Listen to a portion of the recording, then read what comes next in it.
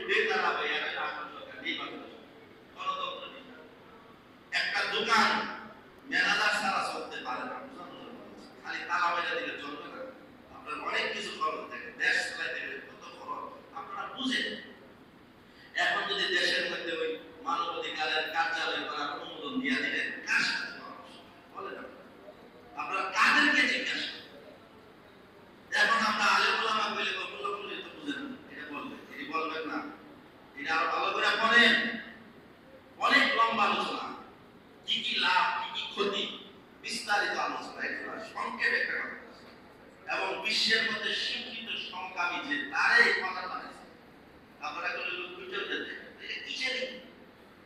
এটা কিসের জন্য বলে?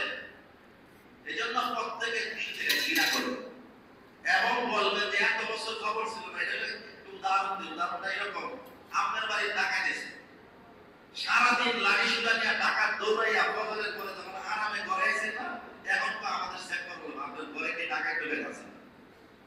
সেই অবস্থাটা গত 16টা বছর কি হয়েছে দেশে রাজনৈতিক পরিস্থিতি আপনারা সবাই জানেন। ওই সময় কোথায় ছিলেন মানবাধিকার কাউন্সিল, মানবাধিকার পরিষদ, আপনারা কোথায় ছিলেন? এখন আমাদের দেশে একটা স্বাভাবিক অবস্থায় আছে, এখন আপনারা আইসা দেশে মানবাধিকার লঙ্ঘন হচ্ছে বলে জাতিসংঘের আঞ্চলিক মানবাধিকার কাউন্সিল গঠন করার জন্য আজকে আমাদের সরকার প্রধান অনুমোদন দিয়ে দিলেন। আমরা কি দেশে? আমরা কি দেশের বাড়িয়া? আমাদেরকে কোনো আমাদের আগামী প্রজন্ম, আজকে বাংলাদেশের জনগণ হচ্ছে 18 কোটি, ওই বৈধ বিবাহ থাকার কারণে আমরা গর্বের সাথে বলতে পারি পশ্চিমা রাষ্ট্রগুলোর মধ্যে আজকে বিবাহ বন্ধ হয়ে গেছে, লিভ টুগেদার হয়ে গেছে, সমকামিতা প্রচলন হয়ে গেছে।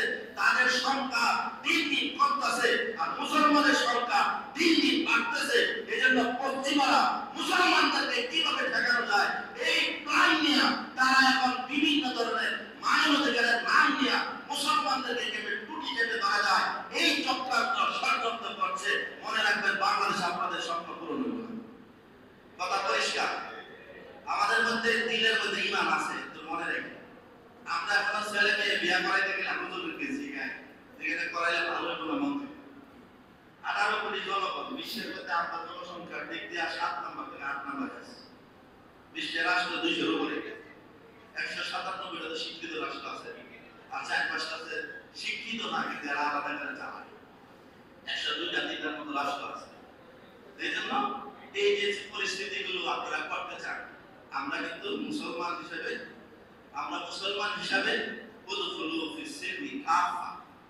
যে ইসলাম পরিপূর্ণ পালন করতে হবে। বলবেন না নামাজ পড়ে এটাই যথেষ্ট, আপনার কাজ হলো জুমা পড়া এটাই যথেষ্ট। ইসলাম আমাদেরকে ব্যক্তি